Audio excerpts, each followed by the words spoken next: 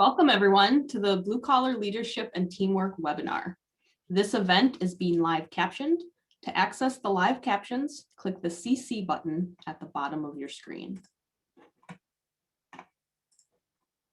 My name is Anna Voigt, and I serve as the Associate Director of Student Life at Dakota County Technical College. Part of my role at DCTC is to provide opportunities outside the classroom for students to develop their leadership and career readiness skills. At DCTC, our mission is to provide education for employment and career advancement. I think I speak for all our faculty and staff here at DCTC when I say that we don't just want you to get a job after you graduate. We want you to become a leader in your organization and your field of study. We want you to be the best at what you do. We want you to stand out from your peers, not only because of your technical skills, but also because of your leadership skills and your ability to work effectively with others. By attending this webinar today, you are demonstrating that you want to do more than just get a job after you graduate. You are demonstrating that you want to develop the skills that will help you advance in your field and be a leader among your peers. In this 2-hour webinar, we will be hearing from Mac and Rhea's story about leadership and teamwork principles that apply to blue collar and white collar fields. If you have questions for Mac and Rhea during the webinar, please click the Q&A option at the bottom of your screen and post them there. My colleague, Kathy Pockert, will be monitoring the Q&A throughout the session and will jump in and ask questions as they come in. Kathy is also our advisor for our Skills USA chapter, our co-sponsor of this event. This webinar is being recorded and will be emailed to those who registered for the event. We emailed notes for today's session out this morning to those who registered if you'd like to follow along with Mac and Rhea. If you did not receive them, send Kathy a message with your email address and she will email them to you. With that, it is my pleasure to welcome Mac and Rhea Story. Mac's story has logged over 11,000 hours leading teams through organizational change. He is the author of the extremely popular Blue Collar Leadership series. He is also a veteran of the United States Marine Reserves, where he served in an infantry unit. Rhea Story is an author, TEDx speaker, and expert in leadership and life skills for women. Rhea has over 20 years of experience in leadership and management. Mac and Rhea are certified leadership speakers and trainers and have published 31 books on leadership development and personal growth. Their clients have included the U.S. Military, Association for Talent Development, Chick-fil-A, and Auburn University. Welcome, Mac and Rhea. We're so glad that you're here today. Thank you, Anna. It is our pleasure. And thank you for everyone who's joining us today. I know your time is very valuable. So it's always our number one priority to give you some information today that you can actually take and apply to your life, to your work, your career, and your situation, right? That's always our goal, is to give you some of those nuggets that help you move forward. So we're excited to be here with you. Now, you got to know a couple of things before we get started. Number one, if you haven't picked up on it already, the first thing you need to know is that we are married. So if he picks on me, it's okay. And if she picks on me, I'm used to it. It usually doesn't take very long. I don't pick on you. They're watching. Even though we can't see them out there, they're watching, Rhea. The second thing you need to know is that if I don't talk first, I might not get to speak at all. So wait a minute. Look how long did that take? That's why you brought me, so you can make jokes about me today. Hey, it's just a fact. Mac is very passionate. We both are passionate about what we do, but Mac is very passionate about what he does. And particularly in sessions like this, if I don't talk first, I'm not going to get a word in edgewise. So I get to go first. It's just the way it works. Do you want to say like one thing before I get started? One thing. At least one. One thing. So one thing I like to share, Rhea and I speak all over the country. Actually, in 2019, before the COVID pandemic hit, we were in 40 states in 2019. And even last year during the pandemic, we were in 15 states in Canada. So we go all over. But the thing I like to tell people up front, and all of you guys up north today, it's really probably important that I say this. I'm bilingual. And a lot of people think that when I say that, they think I speak English and Spanish, but that's actually not it. I speak English and country, and I'm really good at it. And sometimes I speak them both at the same time. So if you have trouble understanding, I apologize, but I'm doing the best I can do. So it's just the way my tongue works. I'm from the country. I'm from the front lines of the blue collar workforce. And one thing, I got to say two things at least. One thing. At least two, Rhea. All the students at Dakota County Technical College, you know, I know there's some people who follow me from all around the country. They may be anywhere in the United States, maybe outside of the United States, someone who registered. I really don't know. But the message is going to be to you, to the students, and thank the leadership people in your organization there, in your college, who made this possible for you. It's a pretty cool thing they're doing, and we'll explain a lot about why it's so unique what they're doing for you. So if you enjoy today's session, make sure you thank those leaders and sponsors and supporters who made this happen for you. But our message is going to be to you so you can excel in the workplace. That was more than one thing, but Yeah, okay. look, I love her no matter how she treats me in front of you guys. So, we'll be talking today a lot about leadership, and you've really got to, understand the concept of leadership as we define leadership, as much like John Maxwell defines leadership, that leadership is influence. And so I'm one of those people that I didn't necessarily think of myself as a leader, particularly early in my career. But when I understood that leadership is influence, every single one of us have influence, even if we are still in college or still in school, or maybe not yet working in a formal position of authority. Every single one of us has some influence. And so every one of us has leadership and ability to lead.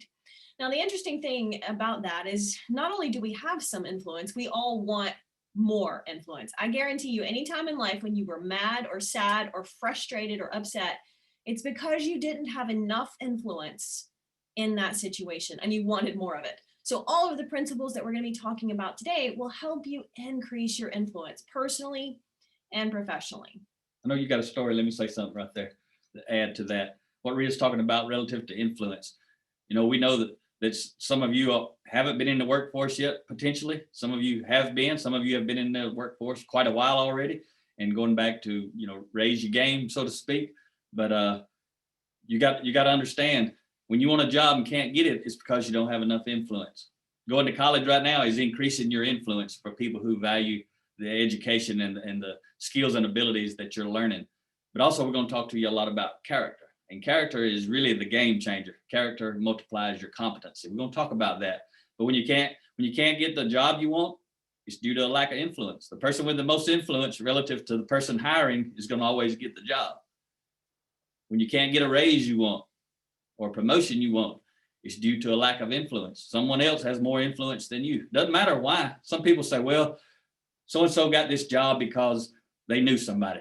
If knowing somebody gives you more influence, absolutely, you'll have an advantage.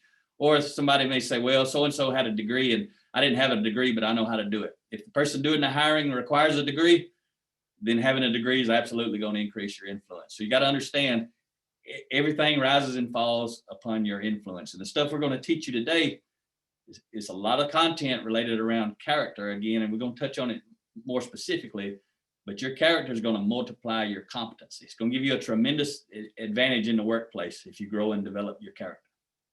Yeah. So, but before we talk about all of that leadership stuff, I always like to ask people, particularly when we're speaking in front of a live audience, I can interact with the attendees and say, who in the audience likes donuts?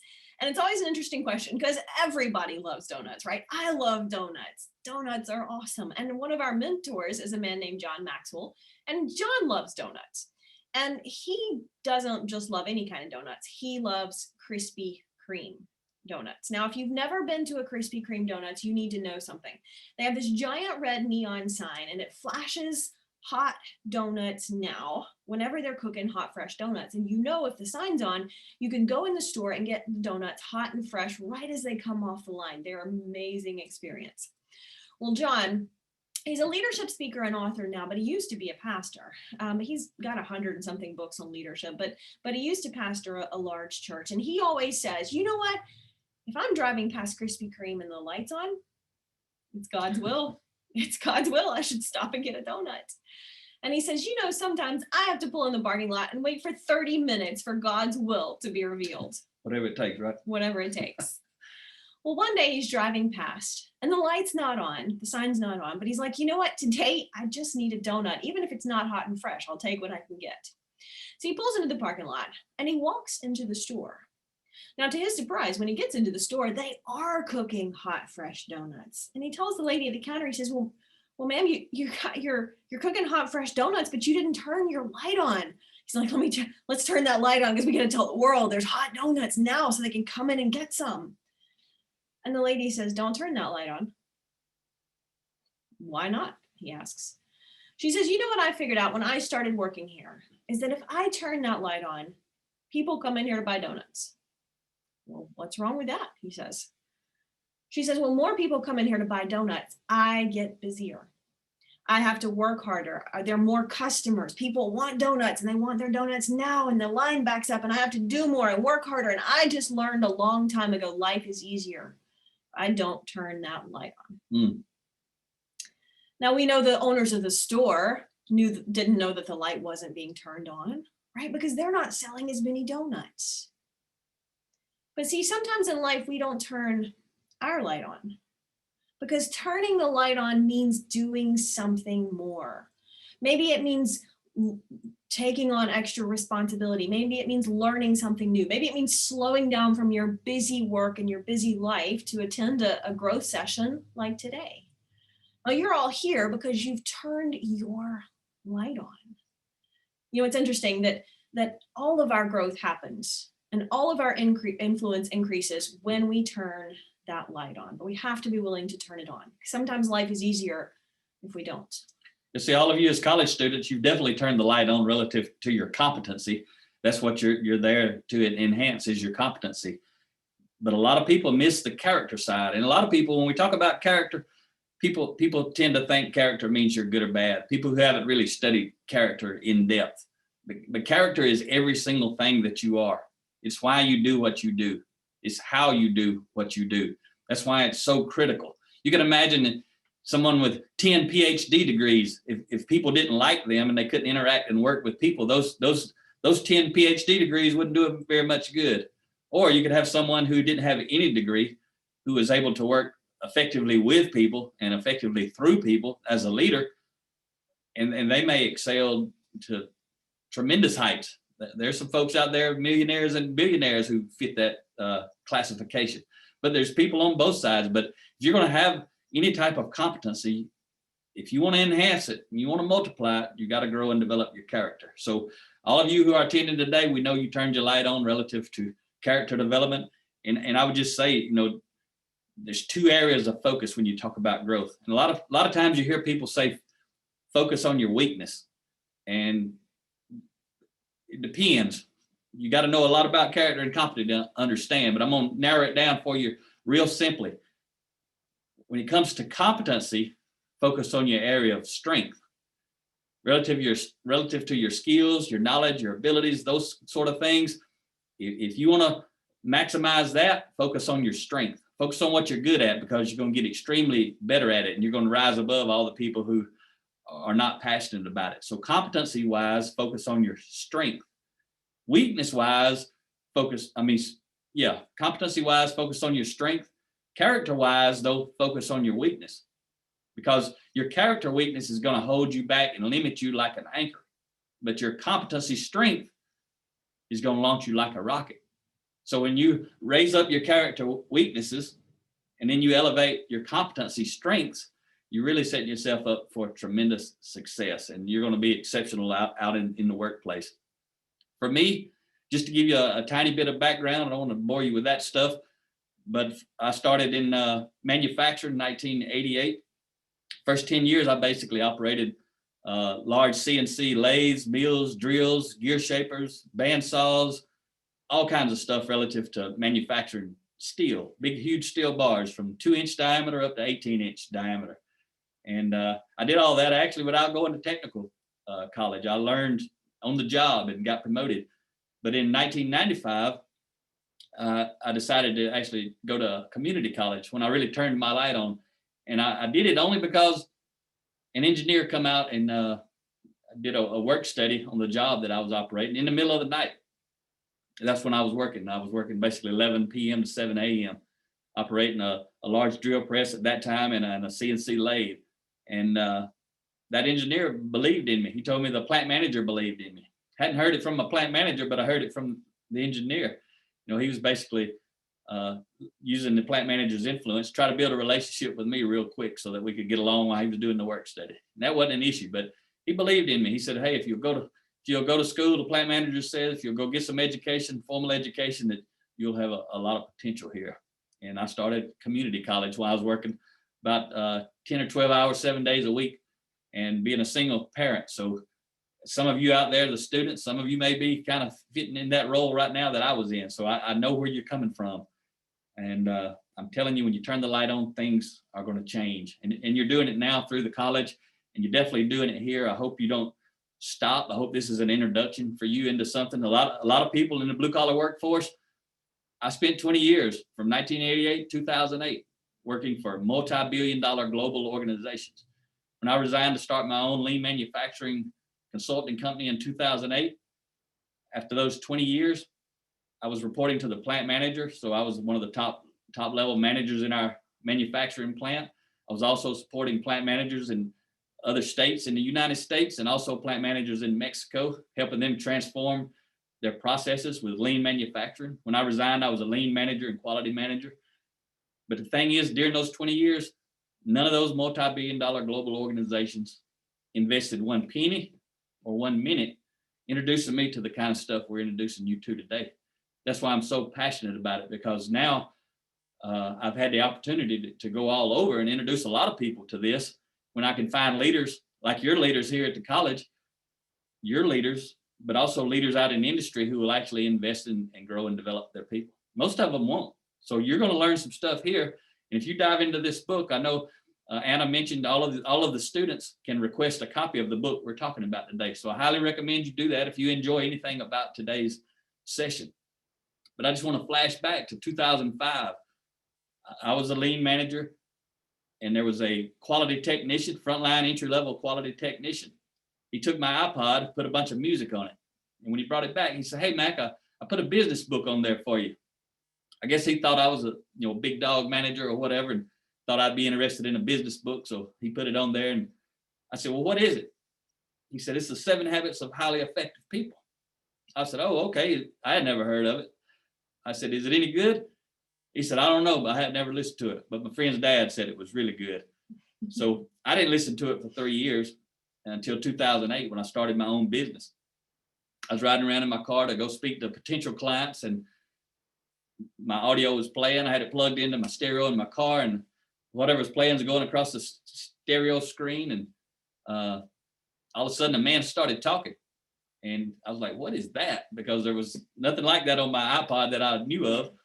And when I looked at the screen, it said 7 Habits of Highly Effective People. And I remember when Zach had given me that audio. And so I said, hey, he said it was a business book. I'm starting my own business. Maybe I'll listen to it. And I did. And I'm here today because of that. I didn't listen to it until 2008. And today, we're 13 years later, and I've got 13 books. Rhea and I have spoken at Yale University on blue collar leadership, innovation and talent development. Some people say, why is it innovative? It's innovative in the blue collar space because hardly anyone does it. So if you dive into this content, and I would highly advise you, any leadership type books, any personal growth type books that you read, start making a list of these kind of books. It's going to separate you from the crowd. It's going to increase your influence. When you turn in a resume or you fill out an application internally for a job internally, always attach your list of books.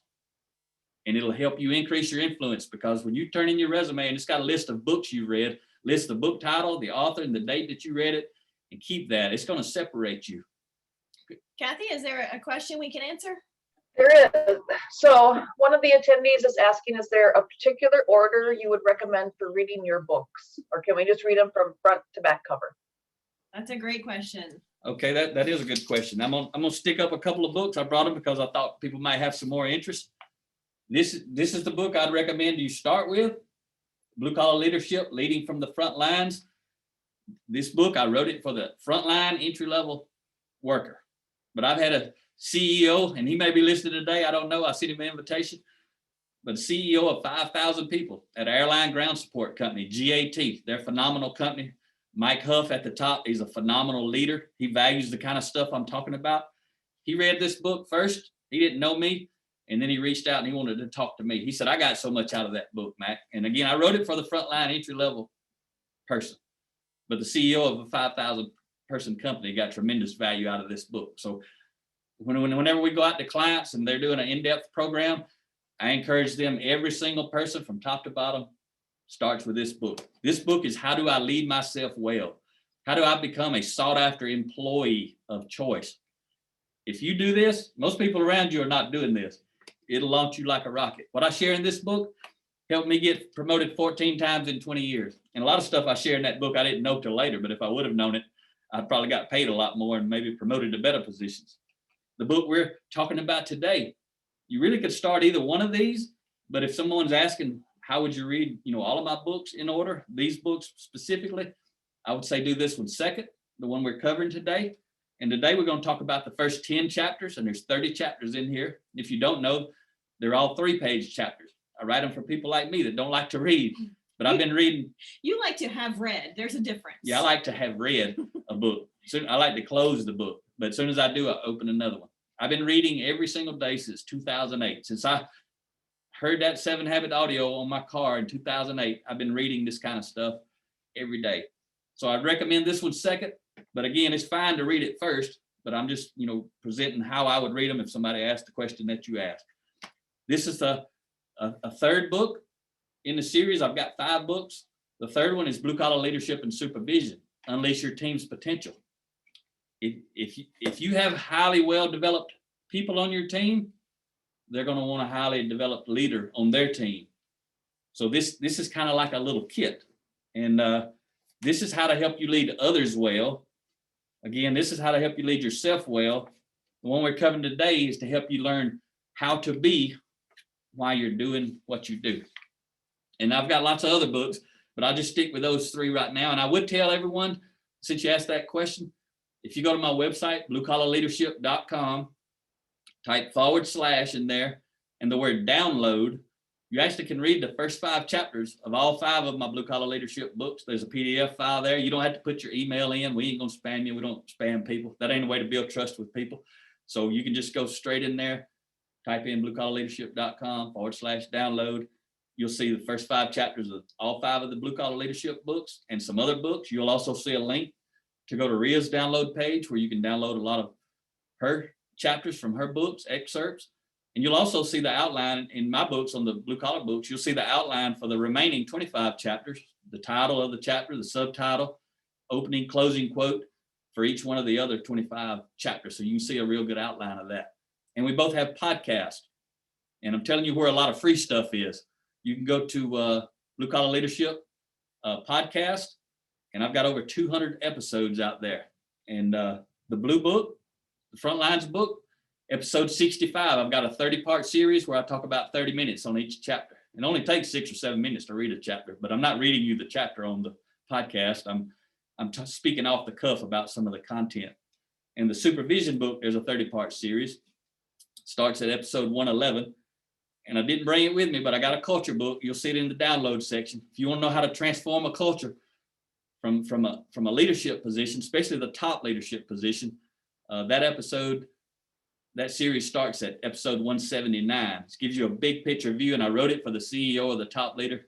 But anybody who aspires into leadership needs to read that book too. Yeah, so really good question. There are tons of resources available, and sometimes it is just knowing, what's the first step to go, what's the next step, and how to get going. So if you are following along with us today in the outline that we sent out, we'll kind of be covering some of those points with you. Certainly not going to read it to you, but you've got that there available. You can follow along with us if you want to, and maybe even take some notes. But I always encourage audiences to, as you're listening to our presentation today, what's most important is to capture is not just what we say, but the thoughts that you have about what we say, because those are relevant to your situation. So hopefully we give you some nuggets and spark some thought, but most important, make sure that you capture down the action steps that come to mind as we're talking. I always like to share a quote by Michael Josephson. He says, "You don't have to be sick to get better. And I love that, because if you think of the #1 top athlete anywhere in the world today, they are out practicing and trying to get better.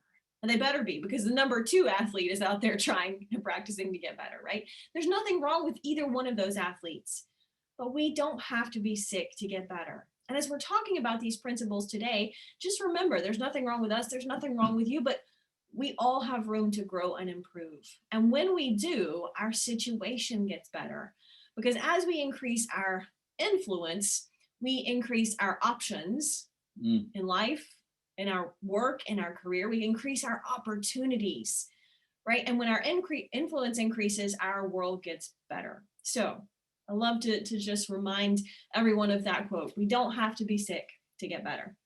That's So absolutely true. you want to talk about being growth oriented? Kind of fits with your story there. Yeah, we're going to start in chapter 1 again. We're going to cover the first 10 chapters of blue collar leadership and teamwork. The first 10 traits, I should say. I don't call them chapters in that book, call them traits. So there's 30 in there. But the first one is be growth oriented, if you're following along in your notes. And what we mean there is it's good to be goal oriented, but it's better to be growth oriented. You still can have goals, but your goals need to support continuous and endless growth.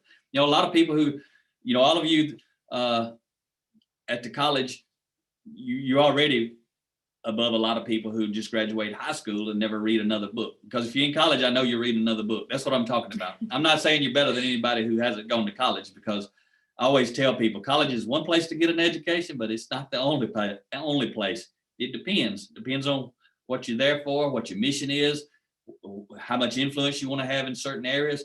The key in life is you need to, if you want to excel and shine and rise above everyone else, you need to be growth oriented. So when you finish college, don't stop. That's what I said all that for, is don't stop and just go to work. You can, but everybody who doesn't stop is going to leave you behind. And I don't think you want to be left behind. And I'm telling you, it is so easy to rise above the masses. Even if people have been to college, it doesn't matter if they got an associate degree, or if they got a bachelor's degree, or a master's degree, or a PhD. Many people are goal oriented. So when their goal is to graduate college. So when they do that, it's like they're done. Now I go to work. And you go learn a little bit more stuff at work, kind of by accident, so to speak. But those people who remain intentional, and some of you very well may be those folks, obviously. You're remaining intentional. But you got to keep doing that throughout your life. And that's one reason I read every day. That's one way that I can be growth oriented. And I would say today, you may not realize it, maybe you do. We're speaking to a blank screen, basically. And but before COVID hit, if somebody wanted me to do an online presentation like this, I'd say no. I wouldn't do it, because I didn't have to do it. I still don't have to do it. You're not a fan of virtual. I like real people. Isn't it interesting, though, how this year has challenged us in so many ways, and we've all had to get outside of our comfort zone and learn how to do things a little differently. Yep. And when it happened, we had clients who had already, we do a deal where anybody, it's actually how we're speaking with you guys today, but anybody in the United States who purchases 200 books to invest in people and hand them out to their people, whether it's a university or a conference or on-site company where we're speaking to employees at a company, anybody who purchases 200 books, that's $3,600. We invest, we pay all of our expenses and come speak for free anywhere in the country. If it wasn't for COVID today, we'd be standing in front of you up at the university today and of the college today and speaking to you in person. And I like to do that. I like to shake hands. I like to see faces. I like to know when I told a story, how many people did it connect with? Do I need to tell another story to share that same point? But because we had some clients who had purchased a 200 book special offer deal, and we were supposed to go speak to those clients in person, when COVID hit, they waited a little while, and then some of them started saying, hey, can you do this virtual?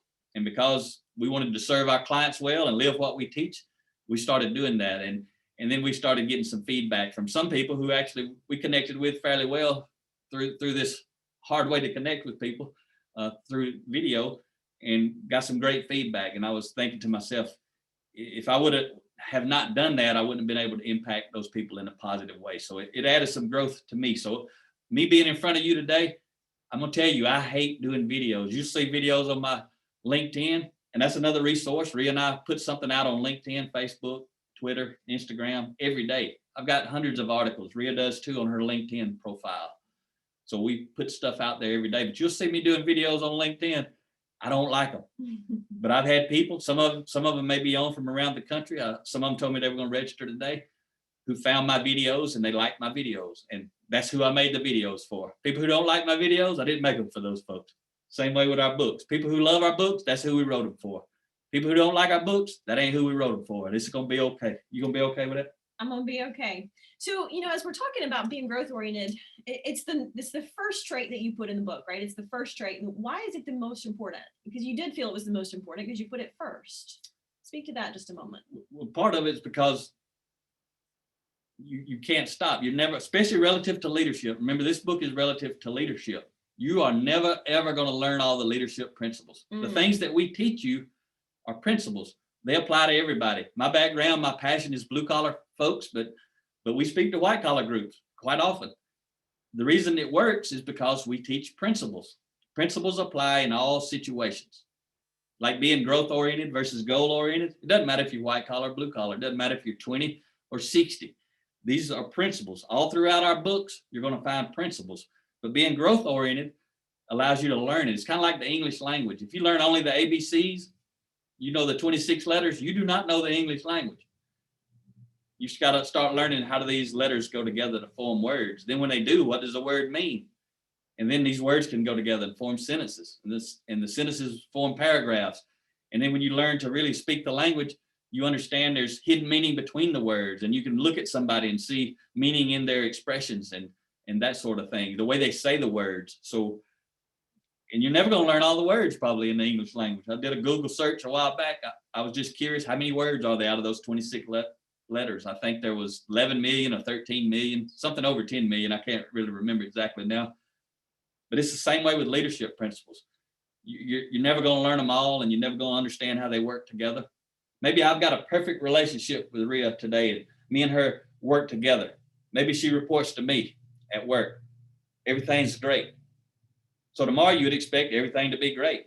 But when we go home, I go to a different home. She goes than she does. Things happen at her house that don't happen at my house. So tomorrow I may come in and I seem like a different person. It's because I am. Something happened last night at my house to change me. And our relationship may not be the same. That's happening. Imagine it happening with two people, but it's happening with everyone. Everyone is different every day because of what happened yesterday or what happened last night. So as a leader of yourself and definitely as a leader of other people, you got to learn these principles so that you can try to stay on track, try to help other people get on track. But your goal is to be positive. Yeah. And so I'll add to that just a moment that, goals in and of themselves are not a bad thing. But what we're saying is the difference between being goal oriented and growth oriented is that if you are goal oriented, when you reach the goal, you'll stop, right? Once you achieve that goal, there would be no reason to keep going. So you would simply quit. Relative to, from a student's perspective, if you're goal oriented and the goal is to graduate college, then when you do, you'll quit learning, you'll quit reading, you'll quit growing. But if you're growth oriented, you can set goals and milestones along the way. That's not a bad thing. But if you're growth oriented, you're going to reach those goals and those milestones, and you're not going to stop. You're going to realize that this leadership journey is a journey and not a destination. So when you think about this, a lot of people in life, what they want is security and stability. But that's not what they need. What people need are freedom and options.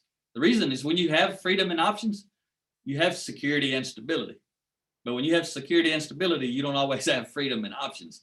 So the kind of stuff that we teach about and write about in our books is all to help you develop more options, whatever that means for you. We're not trying to tell you how to be. We're trying to help you learn how to be in a way that's going to help you excel in the workplace. And everything is about positive, right? Rhea talked about leadership being influence, and it 100% is, but you got to know there's two kinds of influence. There's positive and negative. When you're a positive person, you're not going to have a lot of influence with negative people. When you're a negative person, you're not going to have a lot of influence with positive people. So you got to decide, who do you want to be? Then you got to align yourself around principles that when people see you, it's easy for them to know, regardless of what's going on around you. There's people I used to talk to, I don't talk to anymore after I started growing. People who were my friends, maybe people I worked with. I've grown and grown and grown so much since 2008. And It's one of the hardest things for people to do when they're growing relative to character is to let go of other people. But I promise you, every one of you watching today, you've already let go of someone in your life. Doesn't mean you're better than them. It means you're going in a different direction than them. So we always say that, you know, if Ria's going to Los Angeles and I'm going to New York, we can't ride together. We go in two different directions. I can love her all the way there and she can love me all the way there, but we're going in two different directions. So that's what we have to do in life. So we'll move on to chapter 2 or trait 2. Trait. Yeah. So I was just going to say, talk about, you know, when we talk about being trustworthy, and that is the second trait we're talking about today, be trustworthy. Why is it important to be trustworthy? How does that help us increase our influence? And let me say before I answer that, be trustworthy is the second chapter, because that's what all of the principles we teach is going to help you to be trustworthy relative to positive people. And you could use this to manipulate people, but that's not positive, that's negative. So why is it most important is, Ria and I were in Guatemala in 2013 with John Maxwell. She touched on who John was earlier. And we were down there to help him kick off cultural transformation of the entire nation. There was about, 2,000 of us? I forget. How many of us? Of the coaches, 150. That's right, 150 coaches from all over the world. And we were 2 of them. We all paid our expenses and paid our airfare, our hotel, everything to go down and spend a week with John to support him and his mission. We trained over 20,000 leaders in 2 of those days during the week. We trained over 20,000 leaders around the entire country. And we got to go to the presidential palace with John and the president as those 2 were up on the stage and broadcasting out to the nation on public television of transformation for the nation. And it's been pretty cool to watch and see their growth. But one of the principles we learned there that John taught, and he heard it from research studies, I think he mentions Harvard and Stanford research studies, is where he got the principle. Basically what we taught everyone, and I write about it in my books, is the principle. I call it the 87-13 principle. And what the research studies showed was 87% of our results and our influence come from our character, only 13% from competency. And that's what I was touching on earlier when I was saying that your character is going to multiply or leverage your competency. That's why you absolutely 100% have to have competency. Once you got your competency, once you know how to do what you're doing, there's only one thing going to hold you back. It's your character. If you absolutely know how to do what you're doing, when you get finished with this degree or you get out in the workforce and you get trained on the job, however it works, once you know how to do what you're doing and you're not getting to climb, whether it's climbing financially or climb relative to the organizational chart and get promotions, whatever it is you want to do, the only thing can be holding you back if you know how to do it is your character. It's common sense. Common sense validate that. If I know how to do it and I can't get ahead, it's my character. And see, we talked about it a minute ago, positive and negative, because all of this is based on our values. So if you're a positive person in a company, you know how to do what you're doing and you're positive, and you got a bad leader, being positive might prevent you from getting promoted. That seems crazy, but if you got a bad leader who doesn't value who you are, you won't get promoted. It's time to find a new leader. Absolutely. That's what this stuff will do. It'll help you fire the boss. Don't ever forget this in your career. The boss can fire you, but you can fire the boss. When you learn this stuff, you understand I can fire the boss. What that means is I can go work in a different department, mean I fire this boss and I hire me a new boss. Or I can go to a different company. I can fire the boss at this company and go hire me a boss at another company. Or I can fire them all and go work for myself. But I better be a good boss if I'm gonna go work for me, because now everything about my future is resting on my shoulders. But the same thing I was saying a minute ago, you could be positive, and because you got a negative boss or someone who values control, manipulation, dictating to people, if you value people, that boss is going to hold you back. You got to go find a new boss. You got to fire that boss. The opposite could happen. You could be negative, reactive type person. And if you got a positive boss, you're never going to get to go up because they have a different set of values. So you got to figure out who do you want to be, and then you got to go find that boss and that company. You see, there's a lot of people who want to work at the really good companies. Most people know who those really good companies are, but most people are not qualified from a character standpoint to work at those really, really good companies. So you got to do that work on you. That's what today is about. That's why it's so cool what Dakota County Technical College is doing for you. And it's also that they're living out of abundance. Those leaders who made this happen are living out of abundance. They put this out, opened it to the public. And so that's pretty neat. They're helping you, but they're also saying, hey, while we're helping them, why don't we see who else we can help? So I just wanted to share a quote as we kind of talk about that. Napoleon Hill says, and it's there on your handout if you're referencing that, there at the top of page 2. Napoleon Hill says, what you really are will speak so loudly that what you claim you are will not be heard, right? What you really are. And it's almost a cliche, right? We know that people tend to see more and learn more and do more based on our actions. Our actions speak far more loudly than our words ever can, right? Because that's really what people are watching. It's not important what we say, it's important what we do. And I think you can validate this, what Mac is saying, in a simple way. When we're talking about how our character can hold us back and our, or it can multiply and leverage our competency. Think of it this way. People get hired for what they know, right?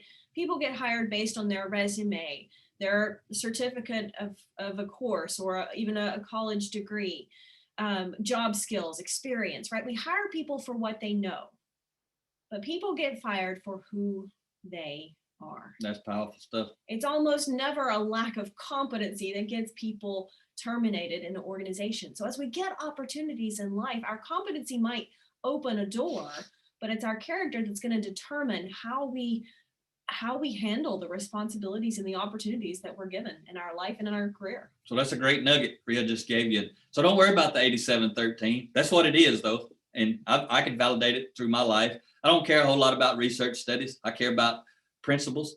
And that's 100% the principle that character is more important than competency. But you can validate that. If you're worried about the numbers, don't worry about the numbers. Validate that in your career, no matter how long or short it is. Have you noticed people get hired for what they know? People get fired for who they are. Like Rhea said, it could potentially, I've had people say, well, this is competency. Let me tell you why. And then they'll tell me why it was competency. They say, well, we hired somebody and they said they knew how to do this and they had experience and they really didn't. So, they didn't have the competency. So that's why they got fired. I said, well, they lied to you on the front end. They didn't have the character. That's why they really got fired. If someone needs the competency to get promoted, but they won't go get it, like maybe you're getting it right now in college, that's a character thing. I'm not willing to sacrifice, give up my time, my energy, my resources to go pay the price to get the competency that I need. So it's always character. When you truly understand character, Dr. Henry Cloud said this. He said, character is the ability to meet the demands of reality. Whatever it is, character is the ability to meet the demands of reality. And he defines also integrity is the courage to meet the demands of reality. So whatever's not going wrong in your life or not going the way you would like it to go in your life, or it's not as good as you'd like it to be in your life, whether it's at home or at work, it can all be traced back to one root cause, and it's character. Again, it doesn't mean you're good or bad. Character is everything you are. If I say I'm going to be on this call today at 8 o'clock and I don't get on here till 5 after 8, that's a character issue. I lied to somebody. You understand when you tell somebody, I'm going to be there at a certain time, when you're not there and you walk in, you say, sorry, I'm late. Why don't we say, sorry, I lied to you? Because we want to soften it down a little bit. But when we tell somebody we're going to do something and we don't do it, there ain't but one thing that is, and that's a lie, no matter what it is. So make your commitments slowly and intentionally, because when you make a commitment, you build hope. When you keep a commitment, you build trust. When you don't keep a commitment, you create distrust. And trust is the foundation of leadership or influence, authentic influence. That's the key. Somebody's got a position, a title, rank, authority. That's artificial influence. Anybody can have that. All I got to do is give Rhea a position or title. It comes loaded with artificial influence. The influence we're talking about is authentic influence, not about formal authority. It's all about moral authority. So we're going to talk about trait 3. I want you to tell them about being humble. That's the trait. Got to be humble. You got to be humble to go learn. You got to admit, I don't know. You got to be humble to, when somebody asks you a question, to tell the truth if you don't know and say, I don't know, instead of making up something because you want to look like you do know. Well, I don't know why people do that. It's easy for me to say it. Tell them about Warden Kane out at with the prison wardens that we speak to. Sure. So Warden Kane was the warden of Angola prison in Louisiana, which had the reputation of being one of the worst prisons and correctional facilities in the country at the time he took over as warden there. And he really was able to, through his leadership, transform the culture in that correctional facility. And it certainly improved the just the culture overall. It improved the culture for the people who were incarcerated there, as well as people who were working there. Right. So Warden Kane is a powerful example of someone who had a huge leadership transformation in a very difficult environment, certainly. But I love what Warden Kane has to say about humility. He says, you've got to be humble so you don't stumble. And he talks about early in his career, he wasn't very humble and he did stumble. And he shares very transparently about some of the ways that affected the people he was working with and affected the people whose lives he was in charge of. And it's a powerful story when a leader like that, who's been able to have so much transformation in a culture and make such an impact, that he's known all over the country now for what he did there in Angola. But he's talking about, you got to be humble so you don't stumble, right? And I think it really comes down to, as we develop ourselves, we're developing our character, which helps give us a more of a sense of self-confidence. Right? Our confidence in who we are as people, as leaders. And that allows us and gives us the space to be humble, right? I think that we've got to have a certain amount of security in who we are so that we are willing to admit when we make mistakes and be open to learning from others. We're willing to ask questions and listen to the answers. You see, leadership and influence isn't about being perfect, because here's a tip. The world already knows, the people around you already know you are not perfect. Our influence doesn't come from having to be perfect or not making mistakes as a leader. Our influence comes in being able to say, hey, I made this mistake. Let me work to correct it, right? That's powerful. And that's why humility is such an important trait. And I would just say, it's not in my blue collar leadership series, but if you want to hear more of my personal story and how I got it wrong, and I teach a lot of fundamentals principles about trust, but my first book, Defining Influence, Increasing Your Influence, Increases Your Options, I put it out there, and also have another book on my personal transformation. You know, that's what this talk's not about that, but I used to have the worst temper you could imagine on the planet. And No, I don't think they understand. I think you have to paint a picture. Imagine a crazy little Chihuahua dog on acid or some kind of drugs with a machine gun and trained by the United States Marines to use it, and one wanted to use it. I used to be that person. You see me today as a person that wants to help people, and that's not who I used to be. I wanted people to stay away from me, leave me alone, let me carry on about my business. But you can probably tell today I have a lot more influence in the world since I chose to transform myself. So if you're a person who maybe you hear some of this and you start thinking, man, I need really some personal transformation to grow and excel and thrive in life. And I wrote that book to us. I ain't here to, do a big spiel on books, but you guys asked the question early, someone did, and I like to let you know what's out there and available. In my book, 10 Foundational Elements of Intentional Transformation, How to Become Your Best Self. I really share some of the core things about me, how I changed, and not going to spill it on you right here. It's a different talk. But I'm very humble in that book, telling you some of the things that I needed to change and that I did change. But when you tell a personal story about how you improved, a lot of people think to themselves, they think if I tell that, I'm going to appear weak. But when you hear someone tell a personal story about what they went through or had to go through or had to climb through or climb out of, most of the time, whenever I ask that question, people say they don't see people as weak. They see people as strong. But we just want to tell ourselves the story that we're going to appear weak so that we don't have to go tell our story. But we have to be humble. And if you're following along, letter C, under trait 3, be humble. I'm going to read it to you. I'll make sure you get it. But we provide this handout so that you don't have to take as many notes. But absolutely, like Rhea said, take the notes that mean something to you. But letter C says, humility has nothing to do with position, title, and rank. Humility has everything to do with character. That's why you have a lot of leaders who lack humility, and the people following them don't really want to follow them. They follow them because they have to follow them. And see, the thing is, they don't have to. Sometimes people ask me, Mac, why are there all these bad leaders? Why are there all these bad leaders in leadership positions? And I say, you really want to know? They say, yeah, I want to know why we got all these bad leaders. And usually it's somebody who's got a bad leader that's asking me that question.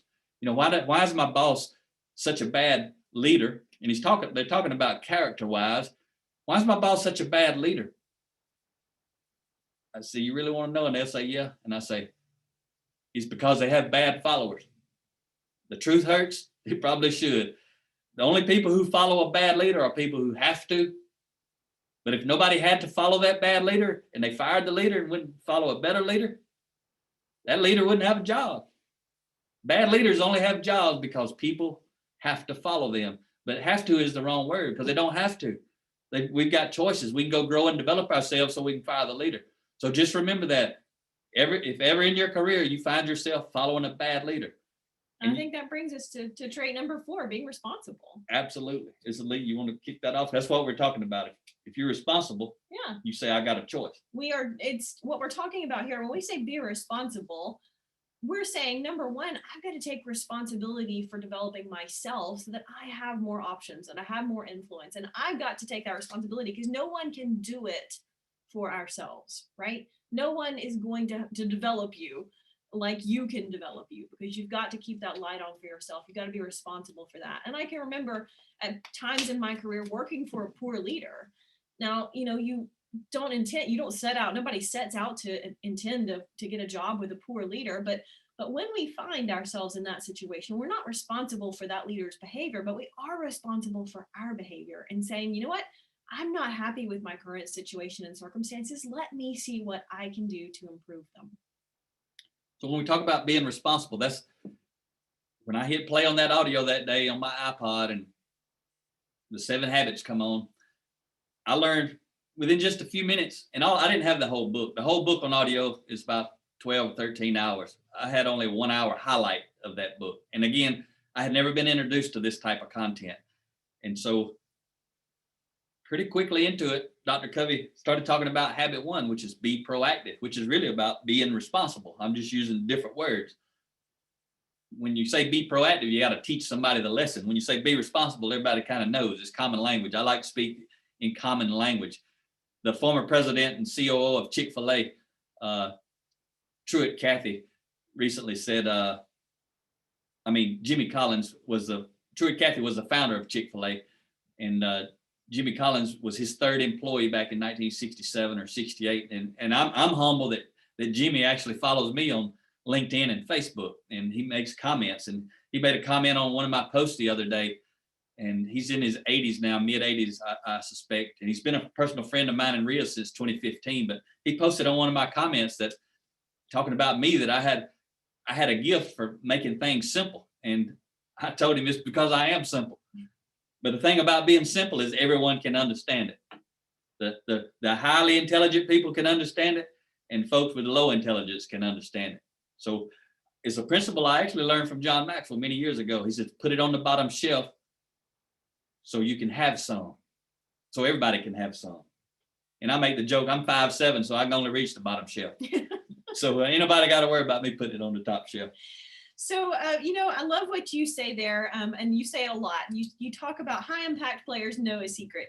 When low impact players are whining, it's time to start shining, right? And it's what you're really saying there is taking responsibility and saying, you know what, I've got to take ownership and take responsibility. So I want to tell you a story. If you follow in the chat, Rhea just moved it so I can see some of it. I really can't pay attention. When you hear me lose my thought or stumble around, it's because I got distracted by the chat. But she put it up and talked a minute so I could read. If you're following along, you see a Jim Narock.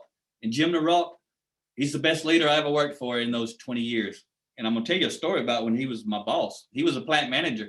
He's actually up there in Minnesota, in you guys' area. I think he's in the Minneapolis area. You see his name there. His last name's Noreault. I believe he's a vice president now of some big company or something, maybe Post. Seemed like I saw that on LinkedIn. But Jim modeled this stuff. And I write about him in Defining Influence. I talk about him all over the country. I had a lot of bad leaders in my blue collar career, but Jim was absolutely the best. I loved him to death. I loved him when I walked in, turned in my resignation and said, I'm going to start my own lean consulting business. And he told me how stupid I was and how I was an idiot.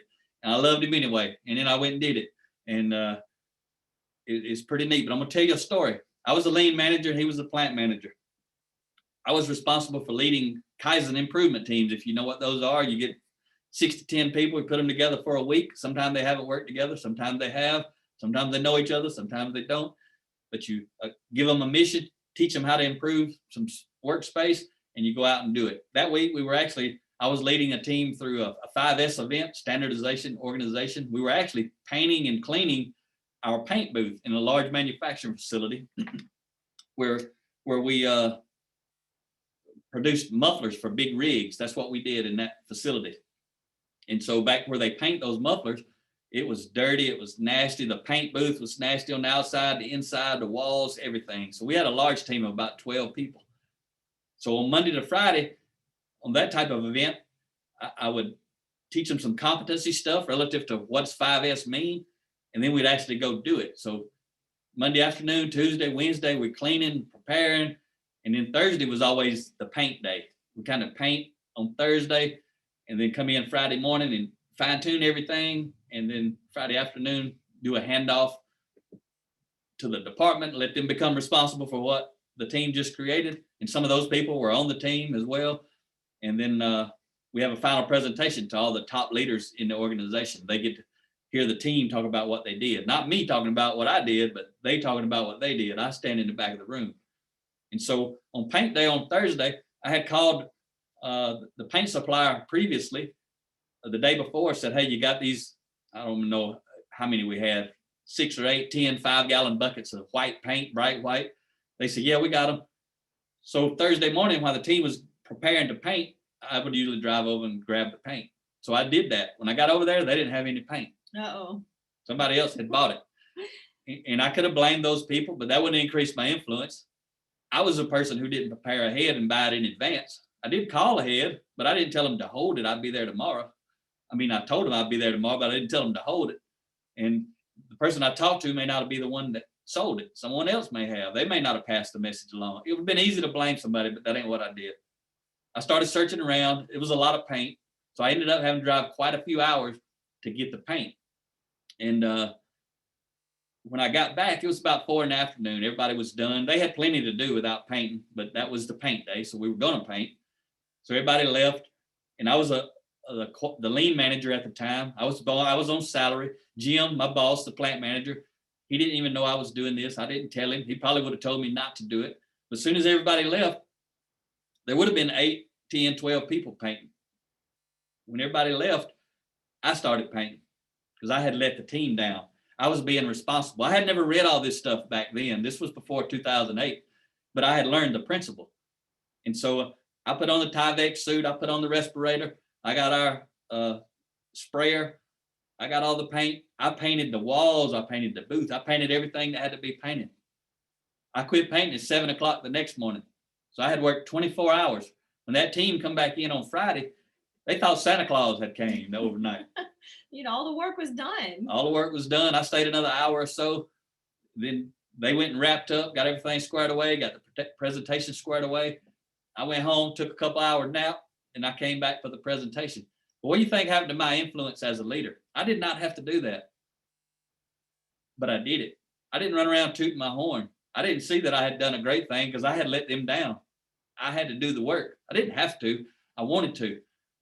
But that increased my influence tremendously, simply because I took responsibility as a leader. Nobody expected me to do that, but I expected me to do that because I let my team down as one way I could make it up. So I rebuilt a lot of trust after I had created quite a bit of trust. So yeah, I think what you're saying there too, and that's one of the things that being responsible helps us to increase our influence. And, we say it over and over. It's Hal Elrod who said, the moment I take responsibility for everything is the moment I can change anything. And it all comes back to turning our light on. I got to say something real before we move into to trait 5. Okay. Right here related to responsibility. I love when I'm out speaking to high school students or college students, especially the younger, the better, because it's just interesting to me to see how they respond to this. And it's the same way as older folks do too. But it's funny that the young folks have already been conditioned to respond in the way that I'm about to tell you. So whenever I see the young folks, I like to tell them, I say, get your pen and paper out, get ready. This is the most important note I'm gonna tell you all day. When you get out in the workforce, don't ask for a raise. They'll write that down. Don't ask for a raise. And I'll watch when everybody's finished. I say, ask for responsibility. And they all keep looking at me. Hardly anybody ever writes ask for responsibility. They already know that doesn't sound right. Don't ask for a raise, ask for responsibility. But that's how I was promoted 14 times in my 20-year career. I had never read that in a book, but I didn't go around begging for raises on a regular basis, if ever. Most time, never. What I did is I go ask for responsibility. When Jim actually was the plant manager before Jim, when they needed someone to become the lean manager, the lean coordinator at that time, nobody had ever done that in our plant. Our plant had never done lean manufacturing. None of the managers wanted to do it. I held my hand up, said I'll do it. I didn't ask for a raise, but over the next 3 years, I got a 50% raise. Not because I asked for it, because I got results with the people. And then I went out and turned that into a business of my own, and my annual salary quadrupled in just a few years. And then I gave it all up to be doing this today, something completely different. I gave up all of my salary. So did Rhea, to go to zero, to start helping other people become successful in life. So now let's talk about Trait number 5, be positive.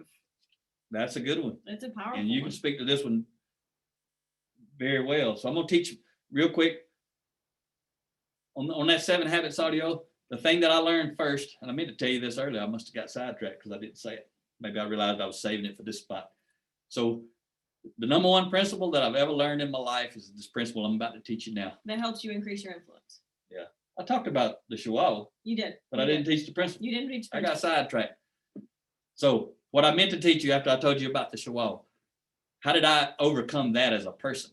I learned this principle right here. Between stimulus and response, human beings have the freedom to pause and choose their response. I'd never thought about it. I didn't have a space. Stimulus, response. It was that tight. Something happened, I go crazy. But as I learned that, I started looking for the space. And I said, oh, there's a space if I create a space. Something happens, I stop and pause, think about my response. But I also had to develop a lot of values so that I could respond based on my values instead of my feelings.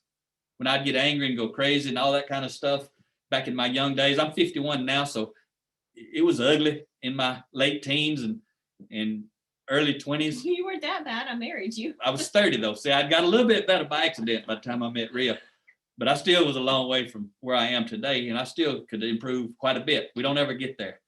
So between stimulus and response, anybody, any human can pause and choose their response. They don't have to. It's a choice.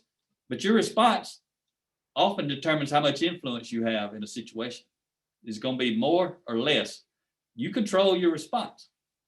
Yeah, no, that's powerful, because as we're talking about this, we can control our response. It's not easy to do a lot of times, right? When things are going wrong around us. But you know, it's interesting because when things are going well, when things are going smoothly and things are going great, and we choose a positive response, that doesn't increase our influence very much. People pretty much expect us to be positive when things are going great. But it's when things are going wrong, when things are going badly, that we choose a positive response. That's when we increase our influence exponentially, right? Because it's not easy to do. See, the thing is that as human beings, we have feelings and emotions. And when things go wrong, when bad things happen, those emotions and feelings come to the surface.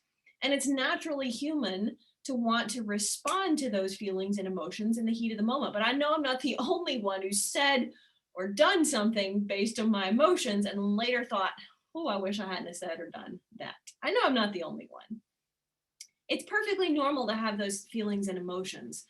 But when we want to increase our influence, we realize we've got to exercise our pause button and say, those emotions are there, but I don't have to choose a bad response to them, right? It's the number one most powerful principle that will help you increase your influence in the workforce, in your home life, in any situation.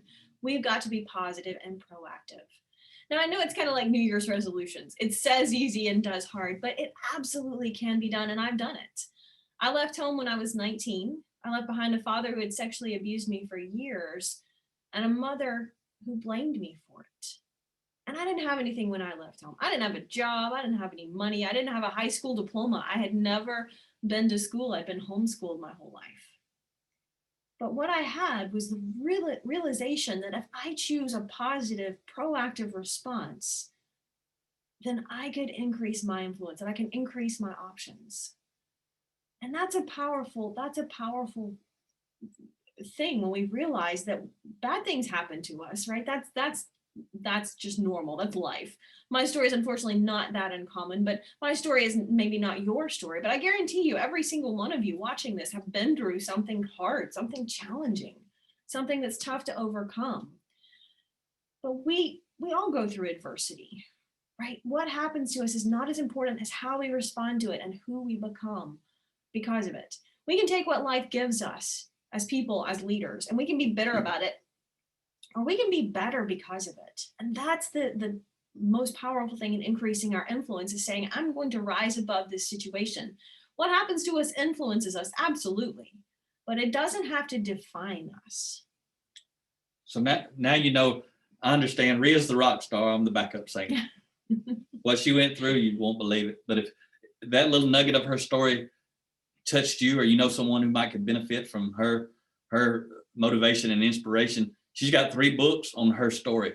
But if you watch TEDx talks, these are videos. You can go to Rhea's website, Rhea, RIA story, STORY.com/TEDx, TEDx. And you can actually watch a 7-minute presentation, a TEDx video that Rhea did up in Delaware.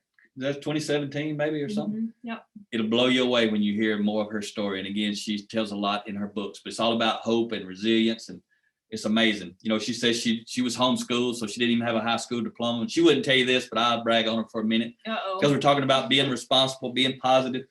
You know, when she come out of that, and when I met her, she was still in that. It was still happening to her, and I helped her get out of that. The day that I found out it was happening was the day that it never happened again. And so she went and got her GED, straight A's. She went and got her associate's degree, straight A's, all the way through a bachelor's degree, her MBA. She graduated with a 4.0 while she was working full time, while she was going to the gym and teaching sometimes full time as a fitness instructor, while she was training to run 26-mile marathons. She's going to be running one Sunday. This is her office. You see those medals back there.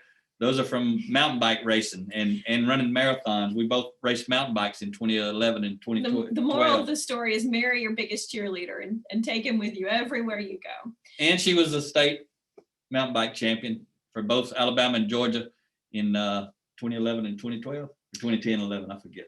11 and 12. But my point here is that, you know, as leaders, people who are following us expect us to be positive. They look up to us, and we've got to be that positive influence, because sometimes it really is tough to stay positive, but it's always powerful when we do it. Always increases our influence with the people who are watching. And I'll tell you something about being positive. If you don't like the boss and you quit, you fire the boss, go work somewhere else. Don't quit being positive just because you're quitting your job. Be positive on the way out. How you quit matters. It's going to determine how much influence you have with that organization, with other people in that organization, with the next organization, especially if they call the past organization for a reference. It's one thing I did, again, before I read any of these books, when I worked in the corporate world and when I worked in companies, when I quit, I would always go above and beyond during my 2-week notice. I'd work long hours. I'd try to get it straightened out, squared away, caught up, whatever the words are you want to use, as best as possible before I walked out the door, because I knew it mattered how I left when I left. So I would highly recommend you leave on a positive note when you leave places. And a lot of people go back. They find out it ain't so good where they've gone to, and they need to go back. You're not going to go back if you leave in a bad way. And I tell you, let me tell them one thing about Jim again. You see why I have to talk first, right? I do talk more when we speak to the blue collar groups. She speaks more when we talk to the women's groups, because we speak together talking to the ladies as well. But when I left, when I fired Jim was the best boss I ever had. I loved him then. I love him now. I loved him when I turned in my resignation. But I left positive.